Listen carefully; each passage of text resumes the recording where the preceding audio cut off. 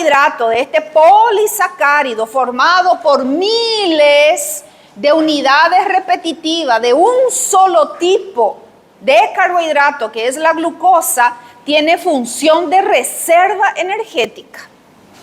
Entonces, ¿qué tengo que saber? Tengo que saber que los homopolisacáridos están formados por un solo tipo de carbohidrato. ¿Quién es ese carbohidrato? La glucosa. Tengo que saber que el almidón es un ejemplo de homopolisacárido y que su función es reserva energética. ¿En dónde? ¿En el músculo? No, ¿verdad? En el tejido vegetal. En el tejido vegetal. ¿Sí? Que las unidades repetitivas de unión de glucosa con glucosa es la alfa 1,4. Entonces, ¿cuál va a ser la enzima que va a cortar ese enlace? ¿Cómo se llama la enzima que corta ese enlace? La alfa amilasa. Porque la alfa amilasa es la enzima que hidroliza, que rompe el enlace alfa 1,4. Aquí estoy viendo una estructura en el cual esta glucosa en su carbono 6 tiene un enlace alfa glucosídico con el carbono 1. Entonces vos tenés acá carbono 1, 6, alfa 1, 6. ¿La amilasa va a actuar ahí? No, porque ella no corta alfa 1, 6. Ella corta alfa 1, 4. Este pedacito del almidón, este fragmento del almidón que tiene una ramificación se llama amilopectina. Nosotros no vamos a digerir porque nosotros no tenemos el enlace alfa 1,6. Entonces, ese pedacito ahí que puede quedarse como un disacárido, un oligosacárido, va a pasar en el intestino. Y las bacterias de la microbiota se van a alimentar de ese carbohidrato, van a fermentar. Por eso muchas veces cuando nosotros comemos una dieta muy rica en carbohidratos, nos sentimos aventados, nos sentimos un poquito con distensión abdominal, te duele la panza, te clava la panza, parece que no te sentó bien la comida, porque existen pequeños fragmentos de ese almidón que nuestro cuerpo no va a digerir. En comparación con la celulosa, que nuestro cuerpo no va a digerir nada. Nada nos va a digerir porque todos sus enlaces son beta 1,4 y nosotros no tenemos la enzima que corta el enlace beta 1,4 de la celulosa. Entonces todo esto va a pasar al intestino. Va a pasar al intestino grueso.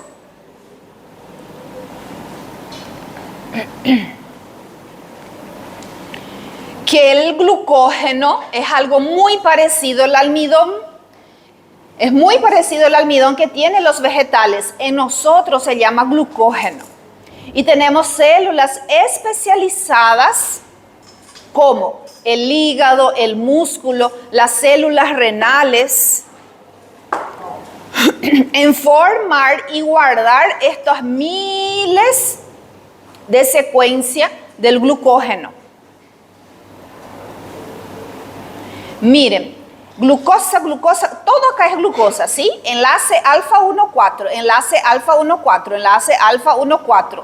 Genial, la alfa amilasa corta enlace alfa 1,4, no hay problema. Y aquí hay una alfa 1,6. En el hígado, en el músculo, en las células renales hay una enzima activada por el glucagón. ¿Quién es el glucagón? Es una hormona. Hay una enzima, una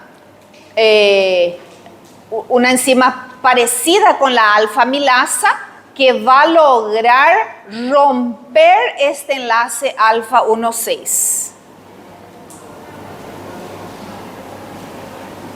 Y esa enzima es activada por el glucagón cuando el páncreas produce el glucagón. ¿Cuál va a ser el mayor estímulo para el páncreas producir el glucagón? Cuando baja el azúcar, cuando baja la glicemia, cuando bajan los niveles de glucosa en sangre. Entonces va a haber allí un sensor en las células alfa de los islotes de Langerhans que van a detectar la hipoglicemia y va a decir, ahora es el momento de mover, de movilizar esa reserva. Esta es una micrografía electrónica real de un corte histológico del hígado. Todo lo que ustedes están viendo de puntito negro son esos gránulos de glucógeno ahí adentro. Entonces ahora es el momento de mover eso, de empezar a romper todito esos enlaces y empezar a liberar glucosa para la célula y para el torrente sanguíneo. Esa es la función del glucagón. Sin embargo, cuando nosotros comemos, cuando nosotros nos alimentamos y 90% de todo lo que comemos de carbohidrato es glucosa, sube, tenemos un pico hiperglicémico. Las células beta de los islotes de Langerhans detectan eso y es la señal para segregar insulina. Y decir, bueno, ahora hay mucha glucosa disponible. Vamos a facilitar la entrada de esa glucosa a la sangre. Entonces liberamos insulina, que va a facilitar ese proceso. Ya saben más o menos cómo actúa la insulina, ¿verdad? Expresa la expresión del GLUT en la membrana de las células. Y habiendo GLUTs disponible a favor de un gradiente de concentración, va a entrar la glucosa dentro de todas las células de nuestro organismo. Entonces, ¿qué función tiene el glucógeno? Reserva energética exclusiva del tejido animal. Y la celulosa tiene función estructural. Miren lo que la estructura de la celulosa está formada por la unión de más de 10.000 unidades de glucosa. Es la fibra, es lo que le da sostén a ese vegetal, es lo que forma la pared de celulosa. ¿Sí? Es el componente principal de las paredes celulares de las células vegetales.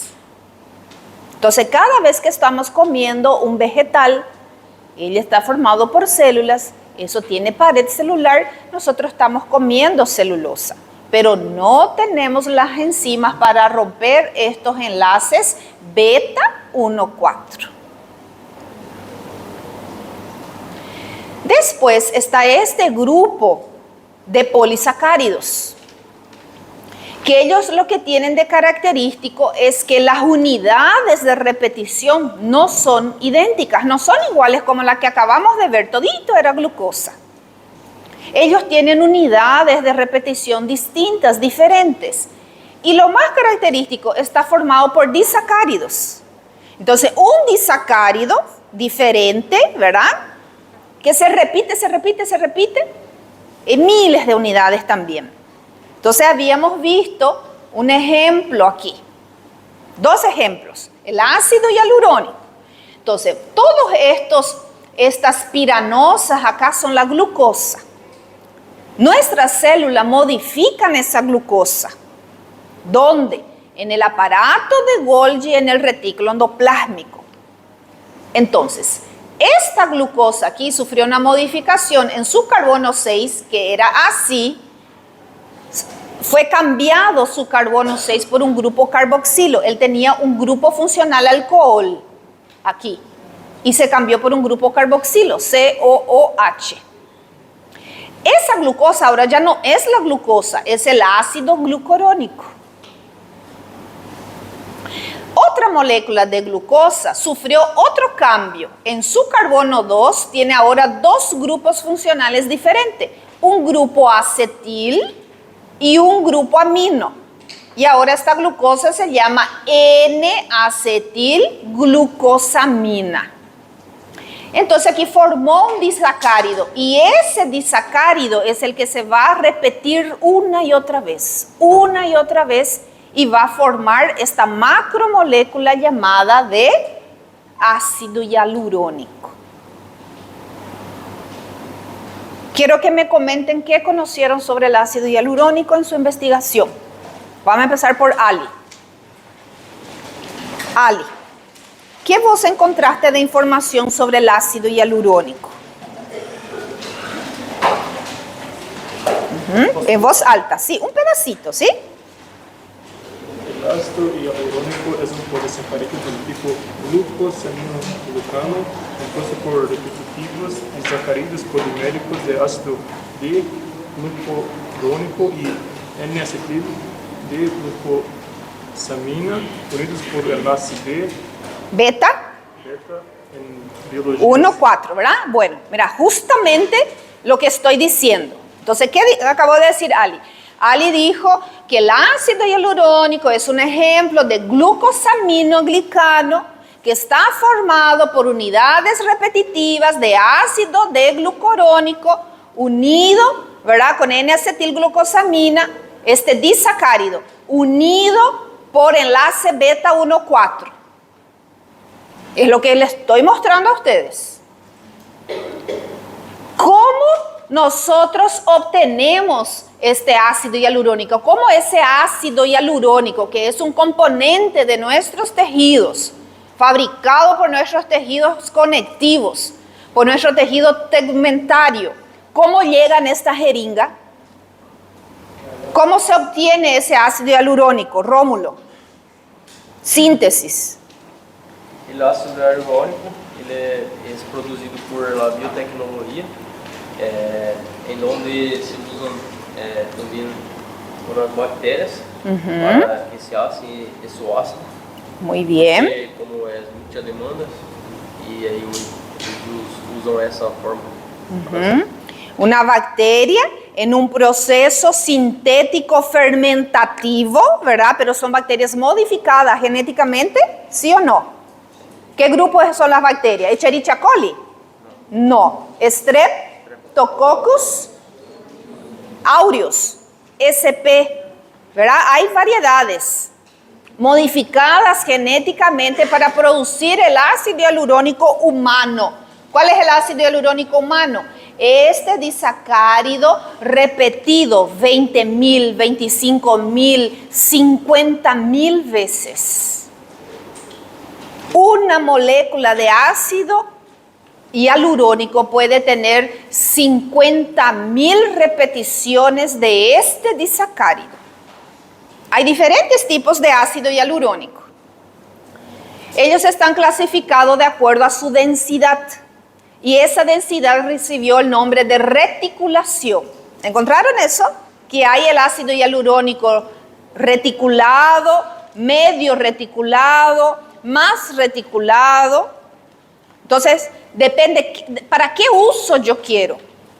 Yo quiero para una hidratación, quiero hidratar esta articulación, porque esa articulación está perdiendo su líquido sinovial normal. Este paciente siempre está deshidratado. Es un paciente diabético, ¿recuerdan? Paciente diabético deshidratado. Entonces aquí hay una deshidratación articular y justamente la molécula de ácido úrico lo que hace es atrapar las moléculas de agua y que permanezca la molécula de agua ahí. Formar una especie de una gelatina fluida.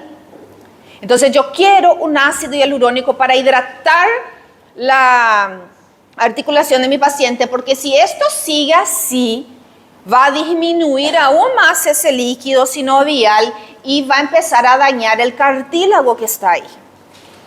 Entonces yo quiero un ácido hialurónico de baja reticulación que tiene mayor capacidad de hidratación. Entonces es un tipo de ácido hialurónico. Ahora, yo quiero hacer un relleno. Quiero hacer un relleno en un espacio.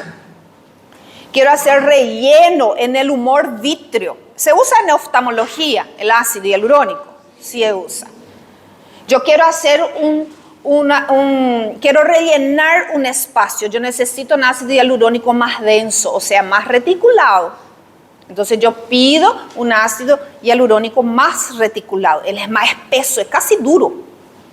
¿Sí? Vos tenés que tener mucha fuerza aquí en el émbolo de la jeringa para que ese ácido hialurónico salga de ahí, porque parece un gel muy espeso. Ese gel espeso tiene la función de rellenar y no de hidratar. ¿Sí? Entonces, ¿cómo se obtiene el ácido hialurónico? Por biotecnología. Eu encontrei que se tira de la crista del galo. Sí, eso antiguamente, ¿verdad?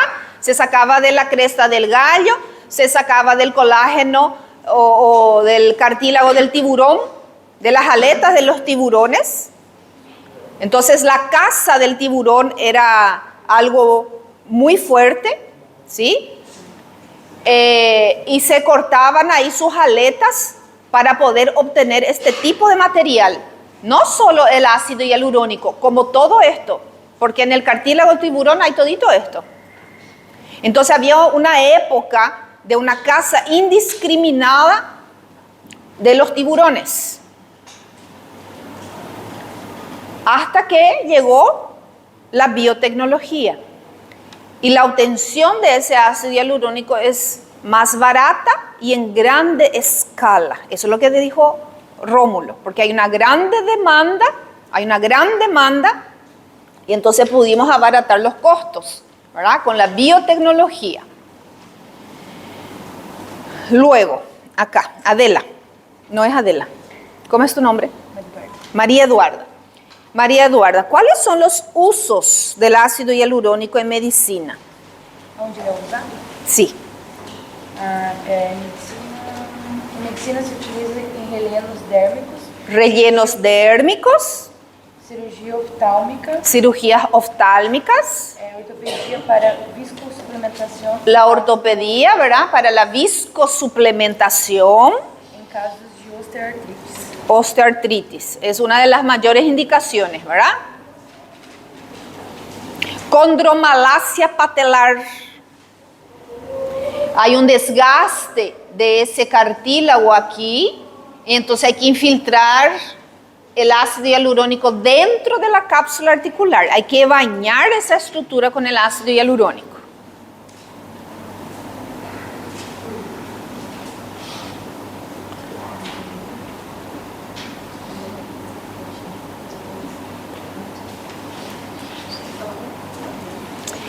Ese tratamiento de la viscosuplementación es algo así definitivo, el paciente va a hacer una sola vez en su vida y ya todo terminó, ya está solucionado el problema.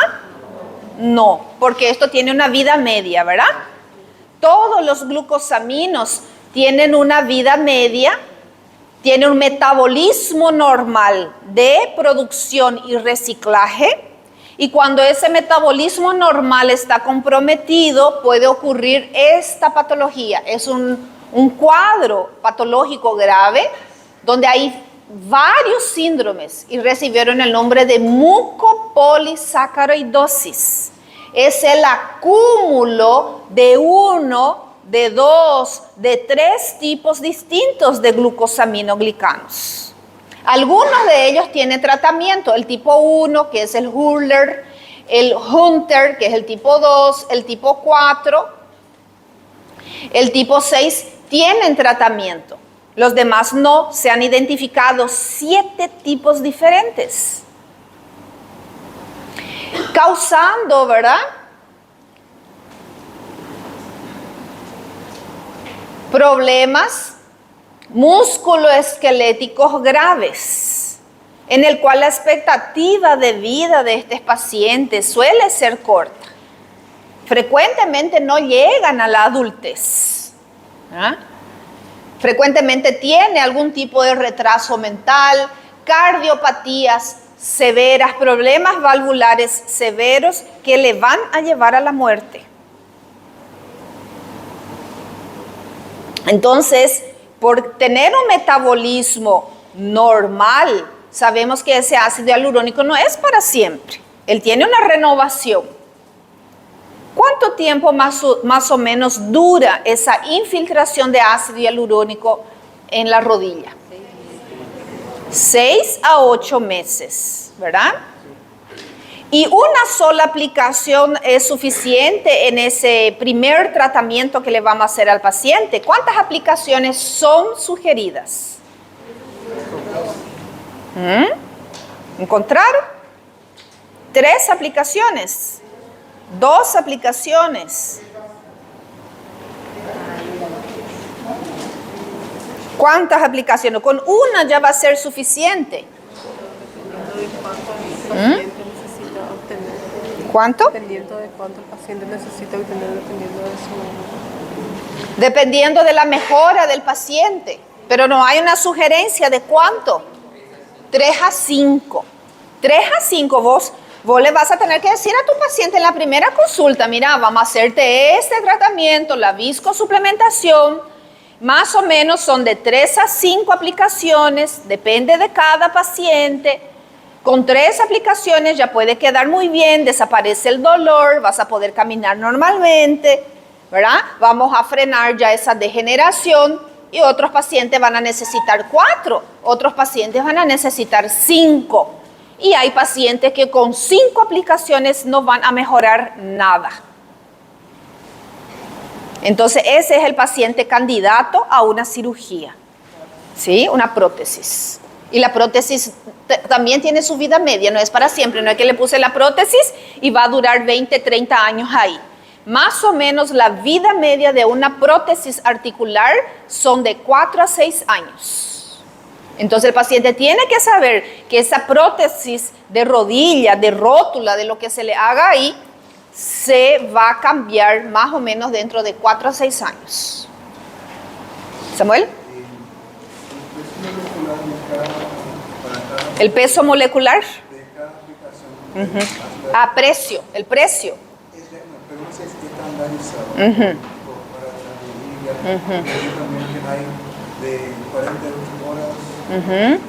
Sí, no es estandarizado porque depende mucho qué ácido hialurónico trabajo. Cada marca tiene un precio diferente. Sí, todas son en dólares porque todos son norteamericanas y alemanas, ¿verdad? Entonces no tengo yo el precio, no voy a comprar en guaraníes ni en reales, todo se compra en dólares o euros. Y depende de la marca y depende de la reticulación. Cuanto más reticulado sea, más costoso es la jeringa. Entonces vas a tener jeringa de 1 ml, de 2 ml, de 5 ml, de 10 ml y hasta hay jeringa de 20 ml. Entonces cuanto mayor la cantidad, más costoso es. Cuanto mayor la viscosidad, la reticulación, más costoso es. ¿Sí? Entonces no hay estándar de precio. Vos podés encontrar un médico que aplica, por ejemplo, esta marca, ¿verdad? Adant. Y él te cobra $1,000 por rodilla. Hay otro trabaja con Ostenil, que de repente es más accesible. Y te cobra $1,000 por las 2 rodillas ya. ¿Sí? En 30 días se suele hacer la segunda aplicación, pero eso va a ser a criterio médico. Se puede esperar hasta 90 días, porque lo que él quiere ir evaluando cómo y cuánto mejoró ese paciente. ¿Sí? Pero lo ideal es hacer 3 aplicaciones para que ese efecto sea duradero. ¿Sí? Porque si no, nos va a durar los 8 meses que yo quiero. Va a durar apenas 6 meses, 3 meses, 3 meses, el paciente ya empieza a sentir molestia. ¿Por qué? Porque yo no terminé el tratamiento. Lo ideal es hacer 3 infiltraciones. Habíamos mencionado la clase pasada que hay otro tratamiento similar que era con el plasma rico en plaquetas, ¿verdad? Donde sacamos las propias células del paciente. El protocolo también es así. 3 aplicaciones, 30, 60, 90, ¿verdad? Entonces, ahí vemos la evolución del paciente. Siempre empezamos y le advertimos al paciente que él va a necesitar por lo menos 3 aplicaciones. Muy bien. ¿Alguna pregunta sobre el ácido hialurónico? ¿Qué es lo que tienen que saber de esta imagen acá?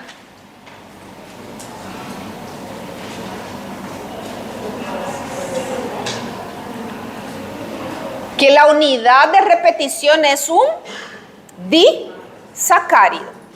Un disacárido. Vamos a ver el otro ejemplo, la heparina. Mira, la glucosa, el ácido D-glucurónico está aquí, solo que en el carbono 2 hay un grupo sulfatado, un grupo sulfidrilo. Entonces ahora este ácido hialurónico se transformó en un ácido glucurónico sulfatado. Él se va a unir por un enlace alfa 1,4 con la glucosamina disulfatada. Aquí hay un grupo amino unido a un grupo sulfato. En el carbono 6 hay otro grupo sulfato. Entonces, esta es la unidad de disacárido, 2 unidades, que se va a unir con otro igualito que él y así sucesivamente. Eso nomás quiero que ustedes sepan, que el componente de estos heteropolisacáridos, también llamados glucosaminoglicanos, son unidades repetitivas de un disacárido. No hace falta saber el nombre de los disacáridos, ¿sí? No hace falta. Quiero nomás que sepan que no son iguales, que no son las unidades repetitivas como estos que vimos hace rato, que toditos son iguales, solo hay glucosa, que ellos son distintos y por eso recibe el nombre de heteropolisacáridos. ¿Bien? Bueno, vamos a hablar ahora sobre la intolerancia a la lactosa.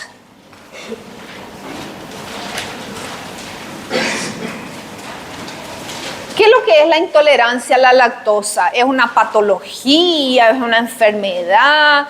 ¿Es hereditaria? ¿Es adquirida? ¿Qué es lo que puedo decir sobre la intolerancia? ¿Es una alergia de la leche? No, no es una alergia. ¿Existe alergia de la leche? Sí. Hay un cuadro clínico que son alergia a las proteínas de la leche. Y acá nosotros no estamos hablando de proteína. ¿De qué estamos hablando? Carbohidratos. Y hay aquí un disacárido, un carbohidrato.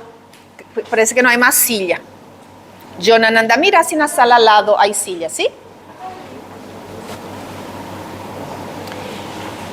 Y hay un azúcar. ¿Por qué digo azúcar? Porque es una unidad pequeñita. Es un disacáridos. Tiene sabor dulce. Ellos son los llamados azúcares. Hay un azúcar en la leche que se llama lactosa. ¿Verdad? ¿Cómo está formado la lactosa? Galactosa unido a la glucosa. Entonces, tengo aquí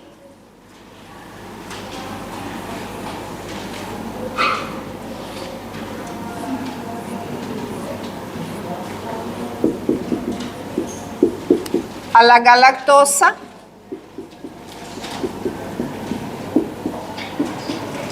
¿okay?, que se va a unir con la glucosa.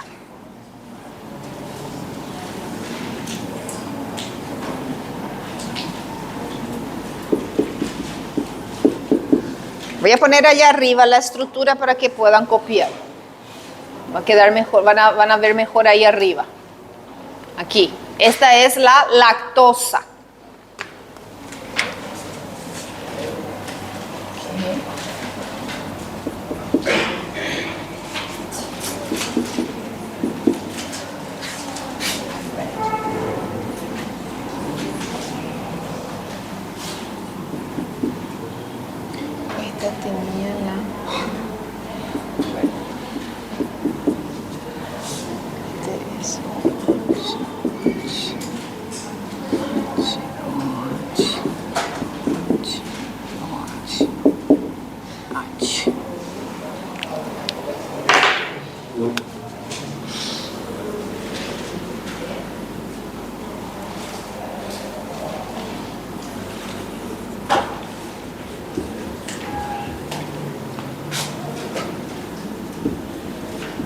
Muy bien.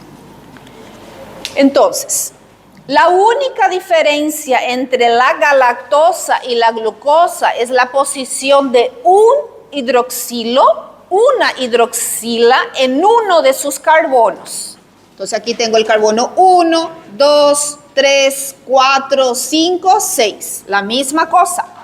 En el carbono 4, la glucosa tiene la hidroxila hacia abajo, mientras que la galactosa tiene su hidroxila hacia arriba.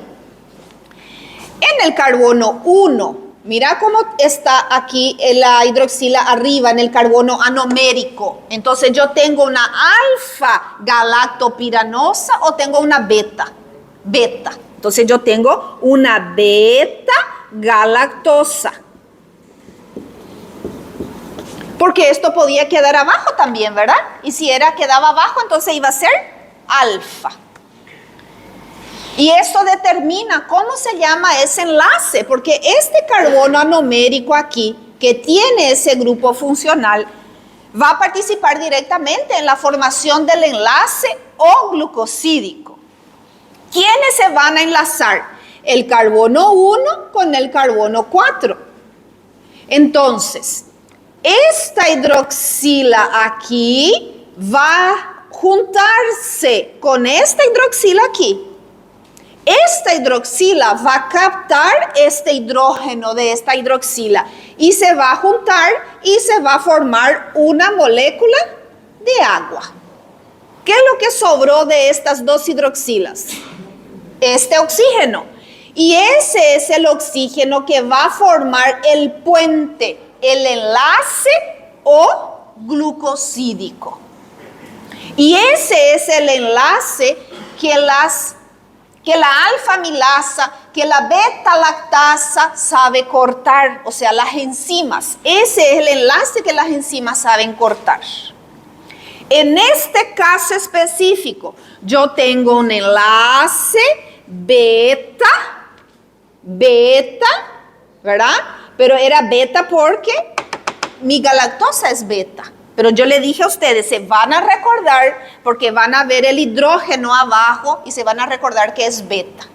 Y cuando ese hidrógeno que es visible queda hacia arriba, van a recordar arriba alfa. Así le dije a ustedes para que se van a recordar, ¿verdad? Entonces este es el enlace beta 1, 4. Y nosotros tenemos una enzima que sabe hidrolizar este enlace beta 1,4, que sabe venir acá y poner otra vez esa moleculita de agua, restaurar otra vez esta hidroxila y separar estos elementos. Porque solamente en su forma monomérica va a poder pasar por la membrana intestinal. O sea, va a poder ser absorbido. Así no. Y esa enzima es la beta-lactasa. Los pacientitos que no pueden producir suficiente beta-lactasa, eso tiene un término. ¿Cómo se llama eso cuando el pacientito tiene poca beta-lactasa? Tenía una terminología ahí, que es la insuficiencia de la beta-lactasa. Había un término, una palabra. Hipolactasemia. ¿Sí? Hipolactasemia. Ese va a ser tu diagnóstico. Tu diagnóstico va a ser hipolactasemia, que puede ser de 3 tipos: genética o primaria. Después, secundaria o adquirida, también recibe el nombre de temporal. Y hay uno último que es súper rara, congénita. ¿Qué es el problema de Creo que es el cable.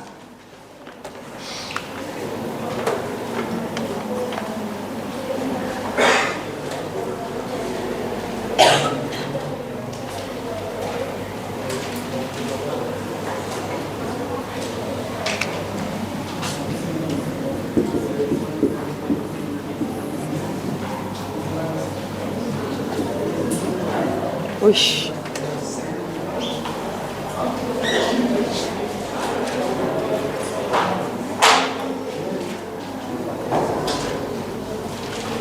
Tipos entonces.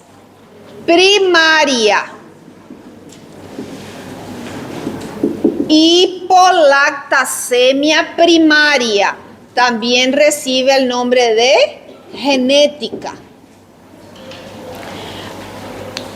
Prácticamente todos nosotros tenemos una hipolactasemia primaria. ¿Qué eso es?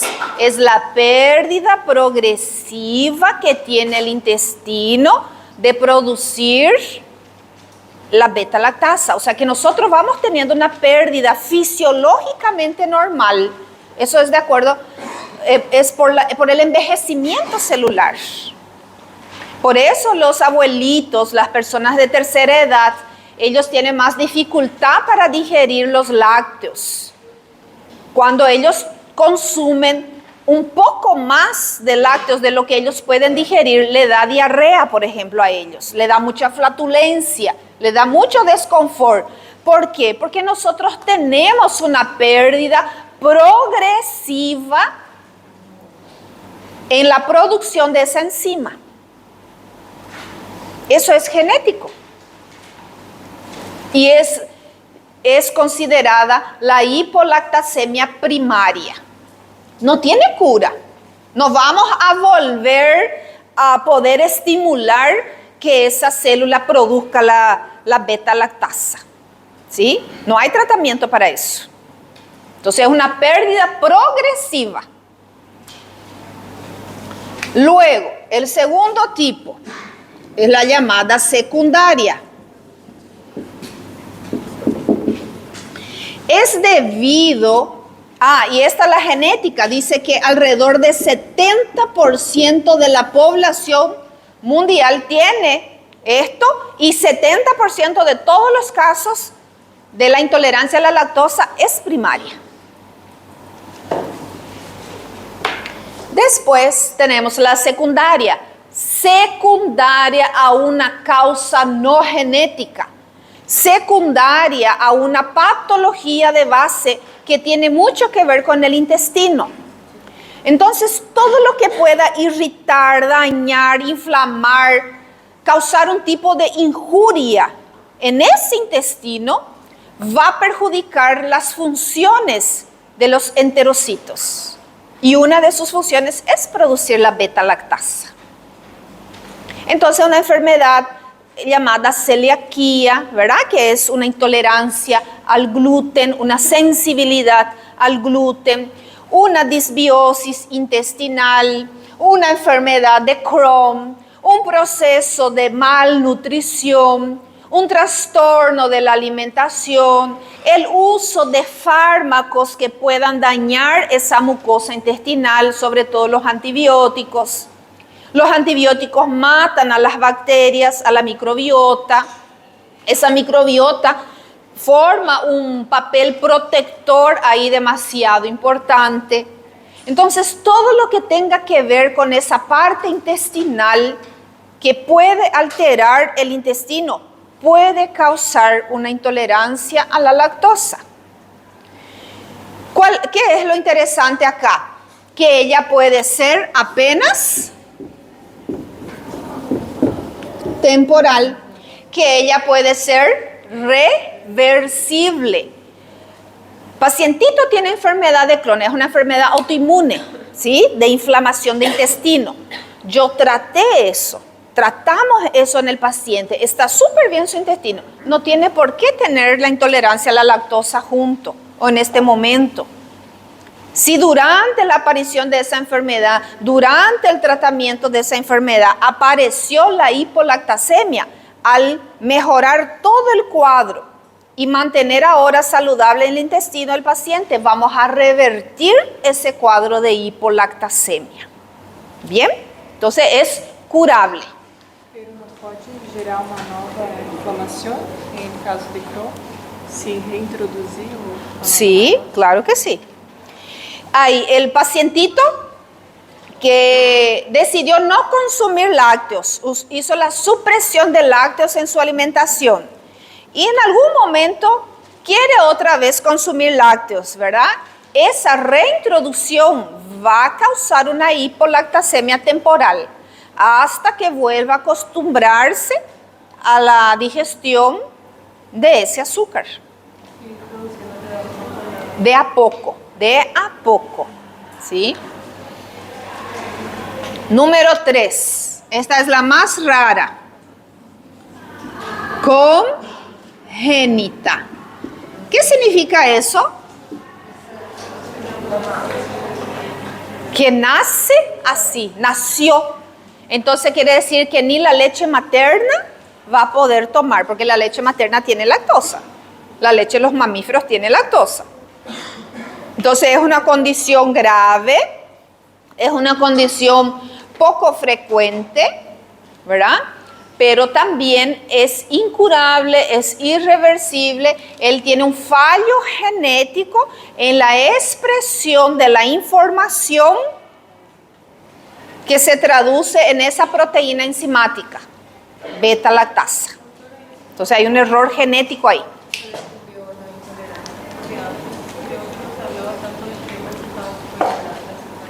Sí, y porque antes no se conocía muy bien sobre la función de la beta-lactasa, no teníamos los medios, los estudios, ¿verdad?, para poder llegar al diagnóstico correcto. Se confundía mucho con lo que era la celiaquía, el intestino irritable, el intestino sensibilizado por el gluten. ¿Por qué? Porque prácticamente cuando tocas el intestino, aparece esta intolerancia, ¿verdad?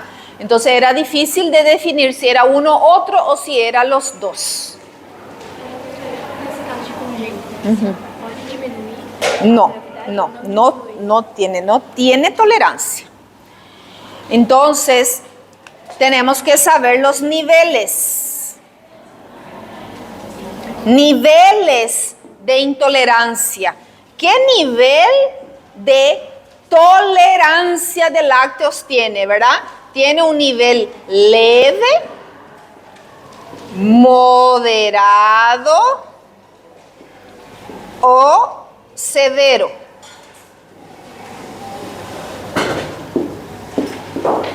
¿Cuánto de lácteo puede consumir?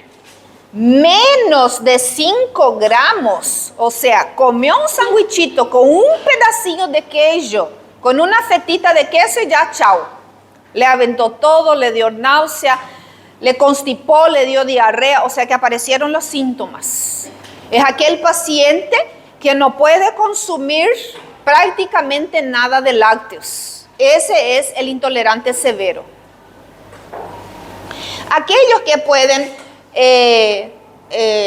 consumir hasta, ¿verdad?, ponen ahí 10 o 12 gramos de lácteos al día, tiene una intolerancia moderada. O sea, si yo tomo un café cortadito con leche, no me hace nada. Si tomo un cocido con leche, no me hace nada. Pero si tomo un yogur, ahí ya aparecen los síntomas. Ese es el moderado, ¿sí? Aquel que puede consumir mayor a 15 gramos al día, hasta un 50 gramos, es el leve.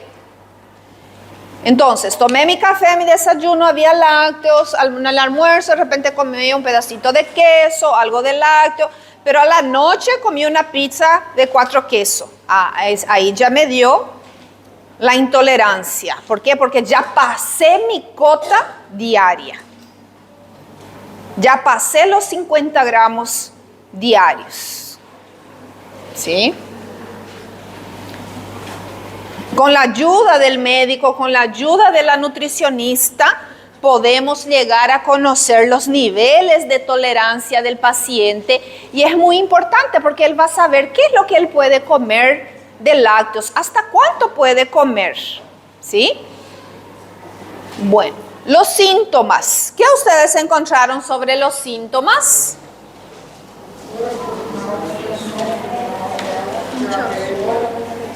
Hinchazón. ¿Hinchazón de qué? En el abdomen, ¿verdad? La panza hinchada. Después, distensión abdominal, lo que se va a traducir en el hinchazón, ¿verdad? Imagínate nuestro intestino, ¿verdad? Que es un órgano hueco, entonces se va a distender. ¿Y qué es lo que causa la distensión? Los gases, ¿verdad? Los gases. ¿Por qué se va a producir gas? Por la fermentación. Entonces, en un intestino normal que produce la lactasa, esa lactasa es digerida, es hidrolizada y pasa glucosa y galactosa al torrente sanguíneo. Está habiendo absorción de esos nutrientes. En un paciente intolerante no hay producción de la lactasa, entonces la lactosa va a pasar al intestino grueso, donde está nuestra microbiota hambrienta, queriendo comer, queriendo alimento, y esto es alimento para ellos. Durante esa degradación se producen ácidos orgánicos que va a alterar el pH de las heces. Las heces tienen un pH de 6, 6,5 a 7. Aquí las heces va a tener un pH de 4, de 5. Un pH muy ácido. ¿Y qué va a pasar en el intestino? Unas heces tan ácidas así. ¿Qué le va a hacer al intestino? Le va a irritar, le va a quemar. Entonces, frecuentemente hay eso, defecación con ardor, porque quema el intestino, ¿sí? Hay mucha producción de gas, ¿sí? Metano, el hidrógeno, el dióxido de carbono, ¿sí? Entonces, eso es lo que distiende esa pared abdominal, el intestino y luego la pared abdominal, ¿verdad? Causando dolor, hinchazón, meteorismo, flatulencia, cólicos.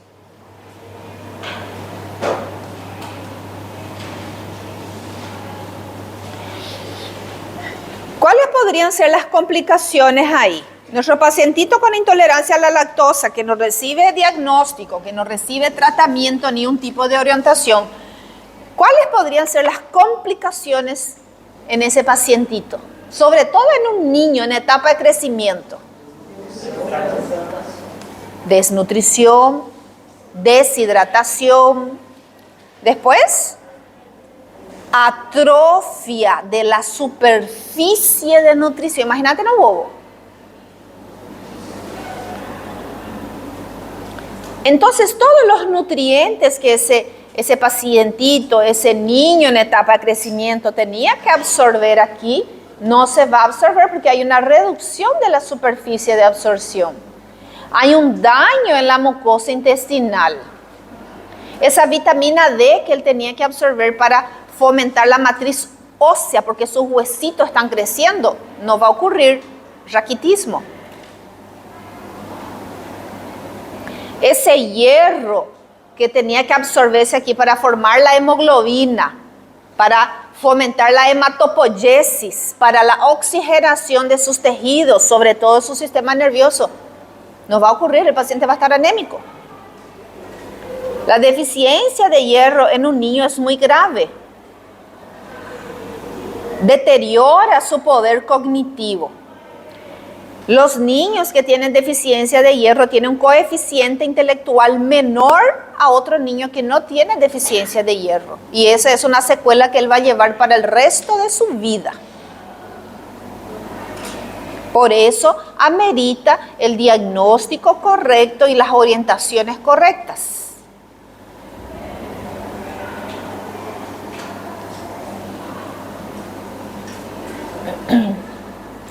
pérdida de peso, ¿verdad? Otra complicación.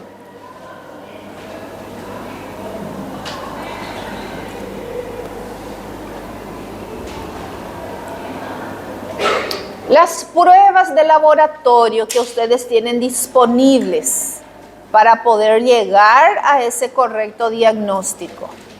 De esas pruebas que están ahí, ¿cuáles son las más solicitadas?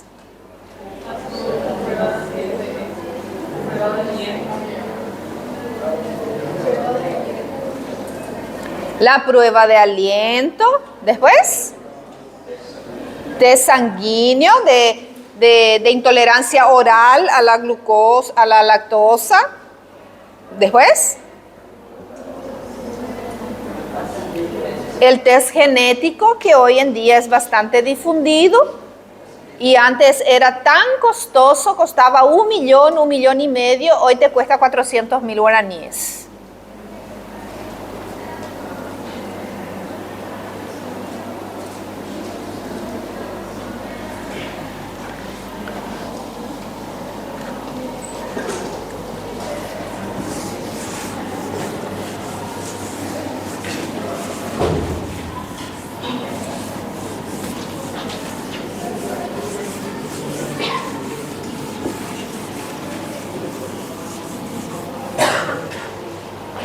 Entonces, las pruebas de diagnóstico, ¿verdad? Prueba del aliento expirado.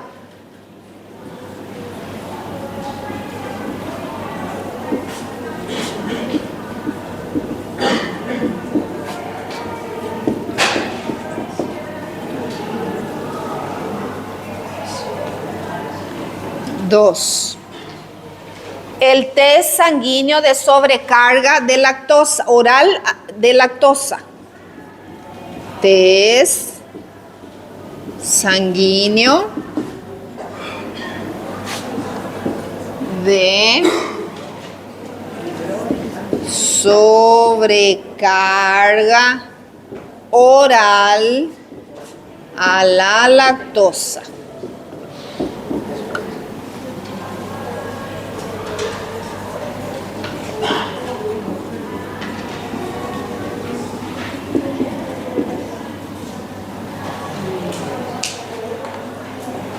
Samuel, háblame un poquito sobre esta prueba del aliento expirado. ¿Cómo se hace esa prueba? ¿Qué es lo que vamos a buscar en ese examen?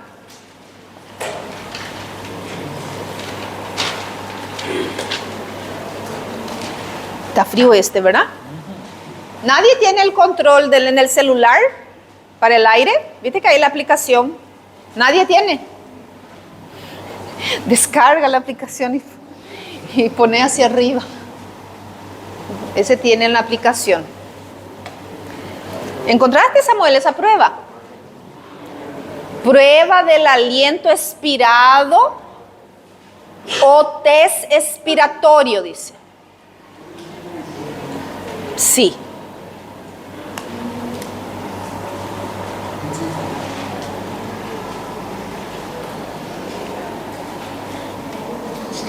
Hay un buraco aquí. ¿Será que alguien quiso romper la pared, verdad? Qué loco. Hay que informar. Sí. Dale, Samuel.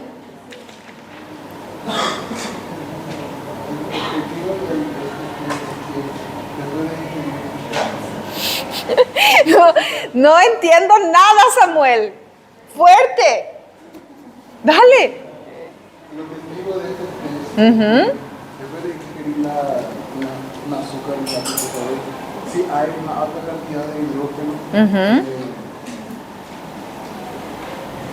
en el organismo, Ujú. si hay una alta cantidad de hidrógeno que la persona es intolerante. Ujú. Entonces eso se va a medir con un espirómetro. Frecuentemente el médico hace eso en su consultorio. Él puede hacer eso en su consultorio, ¿sí? Entonces él va a tener un espirómetro, ¿verdad? Una maquinita donde el paciente va a soplar, parece ese alcotés, ¿verdad? Que mide gases. Entonces, el pacientito va a tomar un vaso de leche, 250 ml, 300 ml, depende ahí el parámetro que el médico tiene en su máquina. Hay algunos que inclusive hasta medio litro de leche le hace tomar, ya es mucho. Imagínate si el paciente tiene la intolerancia, va a pasar mal, ¿verdad? Frecuentemente es un vaso de 250 ml, el paciente toma en jejum, en ayuna, en el consultorio del doctor. El médico espera 30 minutos. Primero, antes de tomar, el pacientito sopla y se mide la cantidad de gas. ¿Qué gas? Allá está escrito: hidrógeno, metano y dióxido de carbono. Los mismos gases que se producen acá.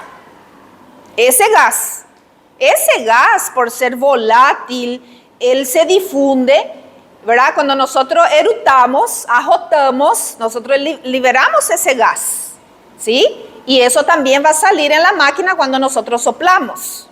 Entonces el médico va a medir en la máquina. Tantos partes por millón de hidrógeno por milímetro cúbico de aliento. Tanto de gas metano. Tanto de dióxido de carbono. Anotó ese valor. El paciente toma la leche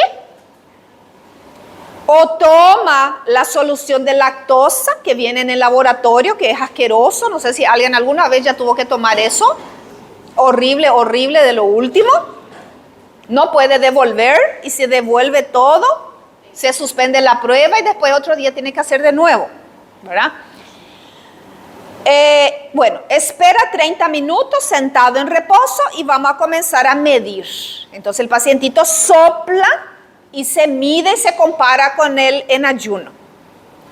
Espera más 30 minutos y vuelve a soplar. Si el paciente tiene intolerancia, en ese momento su panza ya está todo blom, blom, blom, blom, blom, blom, blom, blom. El paciente ya está sudando, ¿verdad? Ya está mirando dónde es el baño. ¿Dónde es el baño? Entonces, ese gas generado ahí es lo que se va a medir en el espirómetro. Un aumento de mínimamente 10% de esos gases comparado al basal en ayuno es positivo para la intolerancia. ¿Sí? Entonces, ¿puede haber aumento de ese gas? Sí, pero un poquito, 2%, 3%, 5%, 8% es normal. Mayor o igual a 10% a los 30 o 60 minutos de haber tomado la lactosa es positivo. ¿Está bien? El segundo test es algo muy parecido, solo que se va a hacer en un laboratorio y se va a medir en la sangre. ¿Qué se va a medir en la sangre? Se va a medir la glucosa, la glicemia. ¿Por qué se va a medir la glicemia? ¿Cuál es el fundamento ahí? ¿Por qué voy a medir glicemia? Voy a poner otra vez la imagen que vimos recién acá y miren ahí.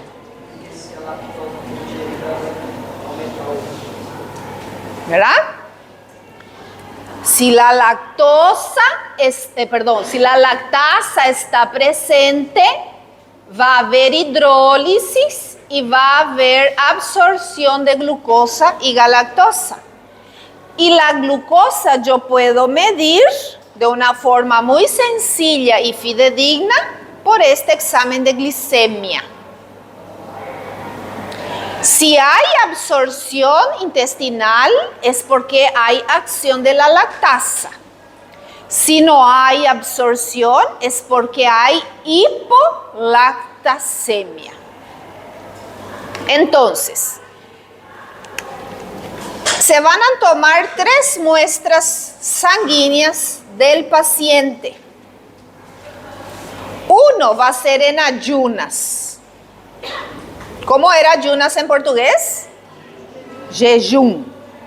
Ayuna. Hay alguno que todavía no sabe que ayuno es jejum. Vamos a suponer que salió 80 miligramos por cada decilitro la glicemia del paciente en ayuna. Está ok, dentro de un parámetro normal. Paciente toma 50 gramos de lactosa. Viene preparado en una botellita, parece un refrigerante, un jugo, algo, saborizado, sabor limón, abacaxi, lo que sea, ¿verdad? Y paciente toma. Tragó el último sorbo. Cronometramos. La muestra 2 va a ser a los 30 minutos. Tiene que haber un aumento de este valor mayor o igual a 20 miligramos por cada decilitro de sangre.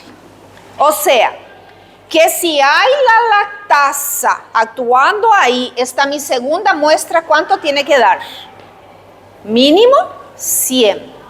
Entonces, si aquí sale 100, 110, 120, 130, está ok. ¿Y pero qué pasa si aquí salió 90? No cumplió. Eso es la hipolactasemia. ¿Qué pasa si en 30 minutos que mi pacientito está en ayuno, en vez de aumentar esto bajó? Una hipolactasemia severa. Nada no produció, nada no absorbió. A los 60 minutos volvemos a sacar la muestra, la misma condición, y ahora sí que tengo esto, porque el pacientito está en ayuno, está comiendo nada. Hipolactasemia severa. Pero si tengo acá esto, ok, tengo esta condición que se cumple. Tiene que haber un aumento de mínimamente 20 miligramos del basal, del en ayuna, de la muestra 1. ¿Está bien?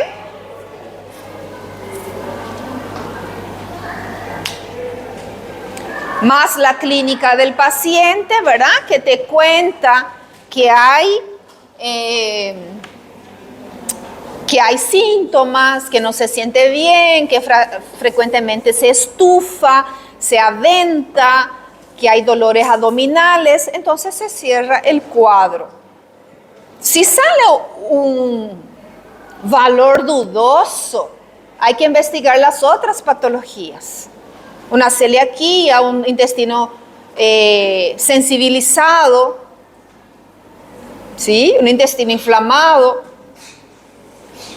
una falta de microbiota, investigar la alimentación del paciente, qué come de vegetales, cómo alimenta sus bacterias. Si no alimenta, esas bacterias son voraces, ellas tienen hambre. Si vos no le das de comer, no comes nada de vegetal, las bacterias prácticamente van a comer tu intestino, va a inflamar tu intestino. Y ese intestino inflamado puede provocar las otras patologías, incluyendo una intolerancia a la lactosa. ¿Sí? Y el último test, el genético. Hay que tener cuidado en la interpretación de ese estudio, porque lo que te dice es que tenés una predisposición genética a la intolerancia. ¿Está bien? Acá le podemos hacer a Milva, por ejemplo, un test y a ella le sale positivo. Pero ella no tiene la intolerancia a la lactosa ahora. Le está contando que este test positivo, tenés una probabilidad de tener la intolerancia. Prácticamente todos tenemos, ¿verdad? ¿Qué vimos ahí? La primaria.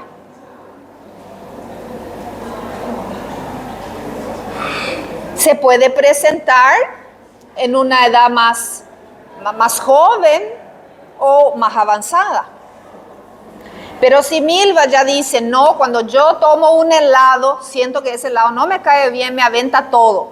Ah, bueno, y acá salió positivo, realmente tenés intolerancia a la lactosa. Entonces también está la forma del preparo del lácteo, porque el paciente dice, puedo tomar un yogur, puedo comer un yogur sin problema, pero tomé un helado y ese me causa desconfort.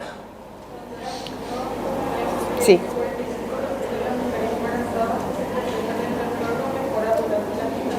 Sí. Que mejora durante la gestación. No es que empeora, mejora, dice. Hay que investigar un poco eso, porque para mí que empeoraba. Hay muchas pacientitas que empeora con la gestación, durante la gestación. ¿En serio? Sí, sí, por eso. Y el intestino está todo apretado ahí, ¿verdad? Por eso es medio extraño. La pacientita femenina sufre mucho de constipación también cuando está embarazadita.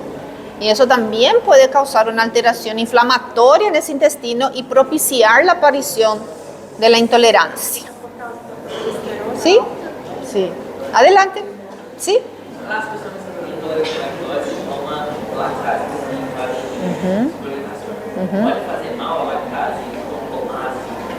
Sí, si no toma en el momento correcto, ¿verdad? Entonces viene el comprimido, las gotitas orales, viene el suplemento, que es la enzima, el sustituto de la enzima para tomar.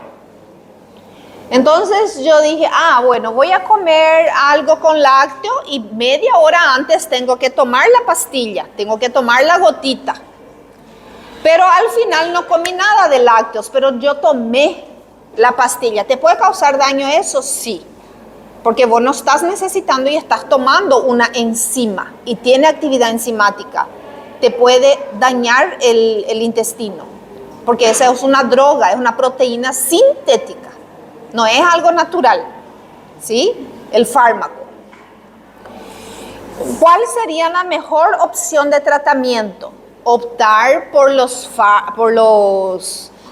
lácteos sin lactosa. Si voy a consumir lácteos que sean sin lactosa. Algunos pacientitos se acostumbran, ¿verdad? Otros no, porque cambia el sabor, es diferente. Es muy diferente un lácteo sin lactosa, industrialmente fabricado sin lactosa, que otro que no. El costo también acá en nuestro país, por ejemplo, tiene diferencia de precio. ¿Sí? Sí. Y eso es lo que estaba diciendo recién, que hay el comprimido y hay la gotita, pero si vos tomás nomás por tomar y no comes el lácteo, te puede causar daño en el intestino. ¿Sí? Hay que cuidar con eso. ¿Qué más?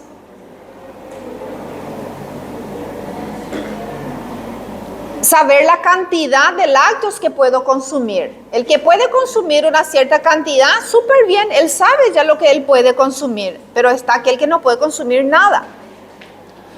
Está aquel pacientito que te cuenta, te dice, mira, si yo tomo la leche nomás no me hace nada, pero hago un té con leche, un cocido con leche y ese ya me causa problema.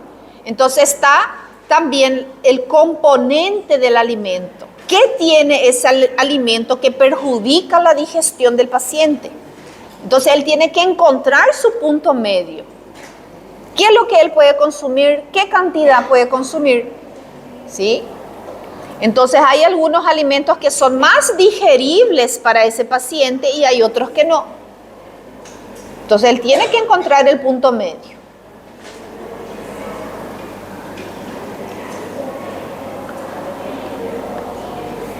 El tema de la biopsia duodenal. ¿En qué momento se va a pedir esto? ¿Por qué se va a pedir una biopsia? ¿Quién encontró la información sobre la biopsia?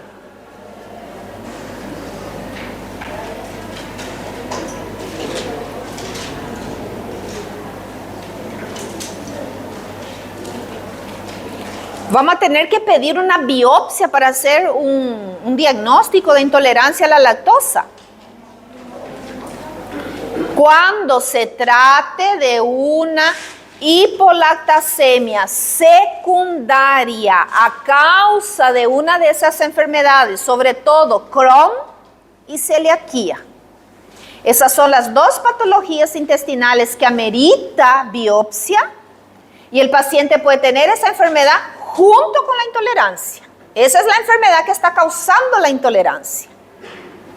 Entonces yo no voy a pedir la biopsia para saber de la intolerancia. Yo voy a pedir la biopsia para saber si hay otra patología asociada y mi paciente tiene una hipolipidemia secundaria. Ahí es donde yo voy a pedir. Ese intestino inflamado, meses tras meses, año tras año, puede causar células atípicas y puede causar un cáncer de colon, un cáncer de intestino, pólipos intestinales. Entonces para eso también muchas veces va a ser necesario pedir la biopsia, que es un estudio anatomopatológico del tejido duodenal, ¿verdad?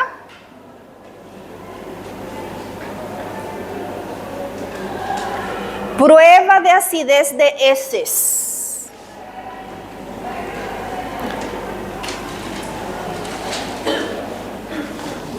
Hay un estudio que se pide a los chiquitos. ¿Esto yo voy a poder hacer en un bebé? ¿Esto yo voy a poder hacer en un bebé? Súper traumático. El bebé va a poder tomar la lactosa 30, 35 ml, un lactante de 8 meses, de 12 meses, no. Esto sí voy a poder hacer. Y otro test más sencillo, más barato, más accesible, que va a recibir el nombre de pH Benedict. ¿Quién encontró sobre este examen? pH Benedict. Es un examen que se hace en las heces de los lactantes. Entonces la mamá cuenta, ¿verdad? Por más que yo le cambio el pañal a mi bebé frecuentemente, nunca le dejo con el pañal sucio, siempre está con la cola toda asada. ¿Qué puede ser eso? Las heces ácidas. Entonces ese bebé puede tener un nivel de intolerancia. Y te dice frecuentemente mi bebé, después de tomar el pecho, de tomar la mamadera, tiene una heces más fluida, más líquida. Y después te dice, no, eso es normal. Pero siempre está con la paspadura del bebé en la colita. Bueno, entonces, este test pH Benedict se hace en las heces de los bebés que maman.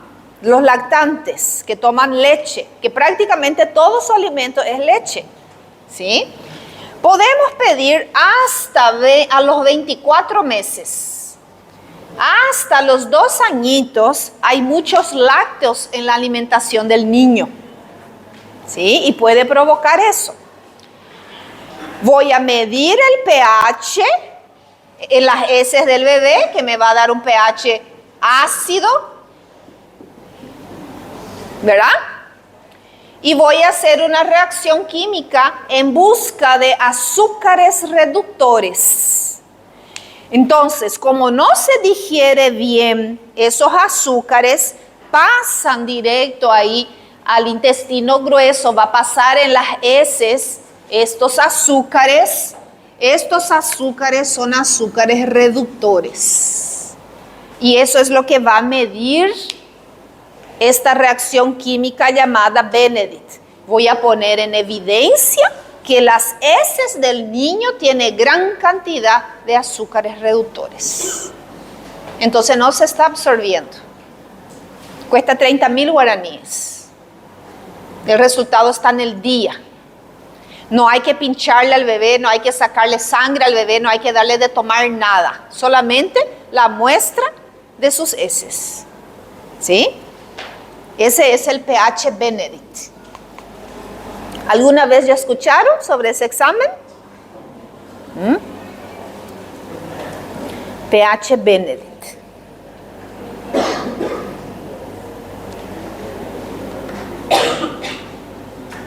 Un ratito. Vamos a una pausita. Hola, profe.